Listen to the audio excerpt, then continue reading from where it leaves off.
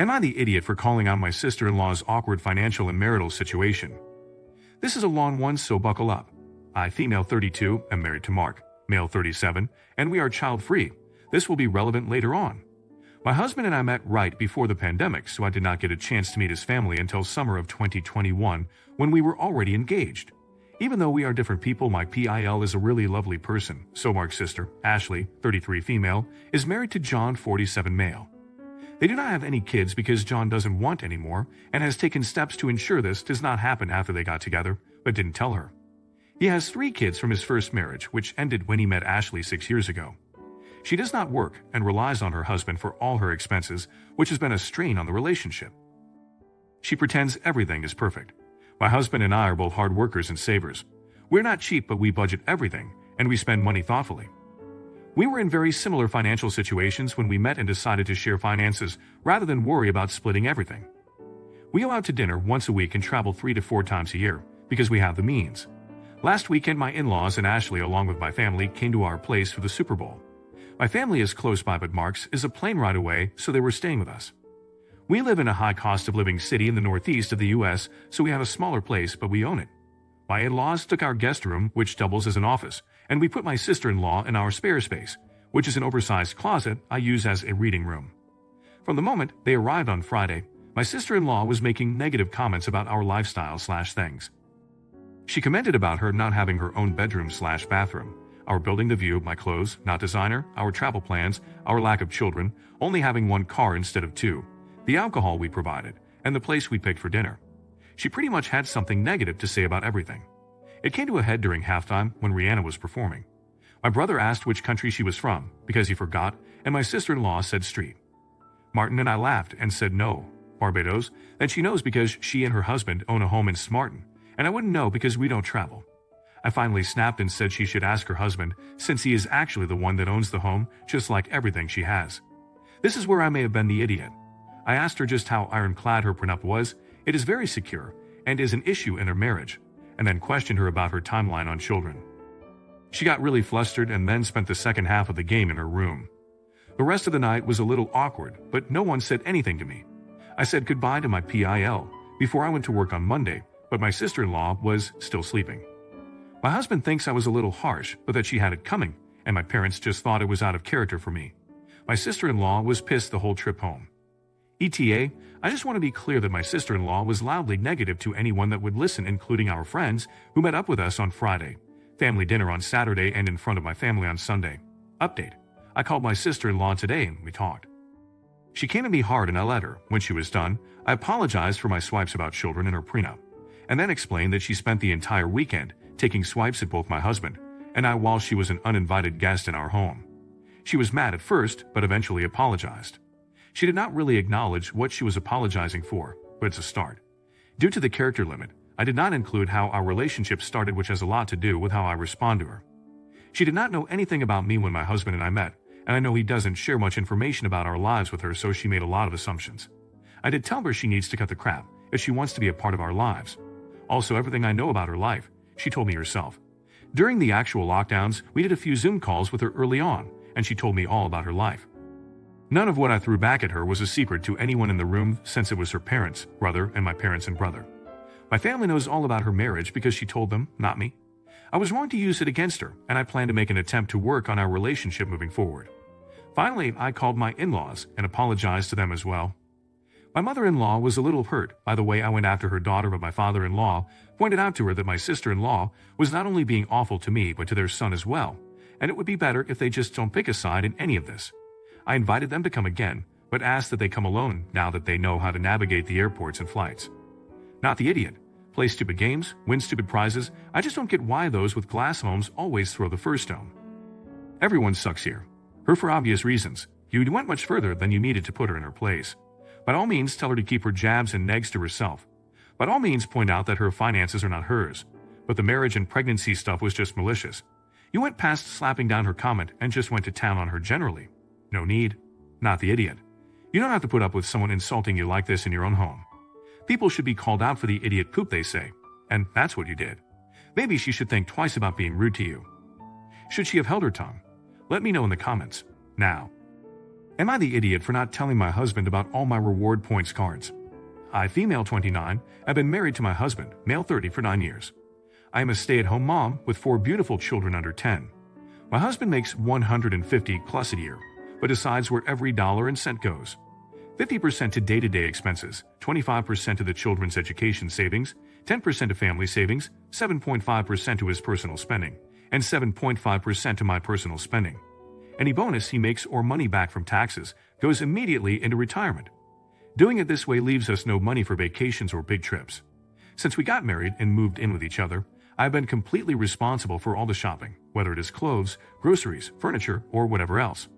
I learned very early on with the help of my mom how to coupon clip and how to use points cards to their maximum potential. I usually get 2 or 3 different reward points and save 10 to 25% per transaction I do. My husband only knew about the coupon clipping, not the rewards points. For the past 5 years, I've been going on a girls' trip with my family every year. I've been telling my husband that my sisters, sister-in-laws, mom and grandma have been paying for me to go since I can't afford it. But in reality, I have been using the rewards points to pay for the ticket, using rewards to pay for our groceries, and using my difference to pay off my credit cards so that I'm able to go on the trip. This year, my brothers, brother-in-laws, father and grandfather decided to do their own boys' trip and invited my husband. My husband told them that unless they can help him as the girls help me, he would have to decline the invite. My brother responded to him with, "What do you mean? She says you pay for her to go." My husband confronted me about the situation and I confessed to him what I have been doing. He was extremely hurt, saying that with all these points, we could have done a lot more as a family, rather than just one person hoarding them all to themselves. And if I set him up with his own credit cards to get even more points, it would have been a lot easier for us to do big family vacations. My entire family has been calling me selfish and a jerk for not being more open about the points, but I feel that worked very hard to get to the point levels I have gotten to, and that making them more open for use would burn through them quickly, and not allow them to be used for bigger things. Am I the idiot? Update. I wanted to clarify some things before I get to the actual update. Yes, married young. It is a common practice in my religion. We have known each other and have gone to the same church since we were 10. We dated while we were teenagers but always knew we wanted to marry each other. He proposed to me the second he saw me after coming home from his mission, and we got married 6 months later. This was exactly what I wanted. My husband is not abusive. While he does dictate how much we spend and on what, he doesn't even look at the accounts, except for maybe once every 3 months. Almost everything is automated. I know more about what goes on in that account than he does. He does not hold the money over me. He is also one of the sweetest, most caring, loving individuals I've ever met. He regularly volunteers for the community and our church, helps out regularly around the house, makes sure to spend time with each of our children, and makes sure I feel loved and wanted. Me being a stay-at-home mom is not free childcare. I am taking the time to watch over my own children. They are as much mine as they are his.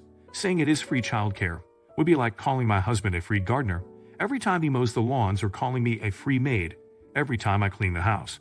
I agreed to the budget early on. It seemed like a good plan, and we agreed that it would change and grow as our family does and he moves on in his career. Now onto the update. If I filter to all the "he is abusive" posts out of the rating, it is clear that I am the jerk.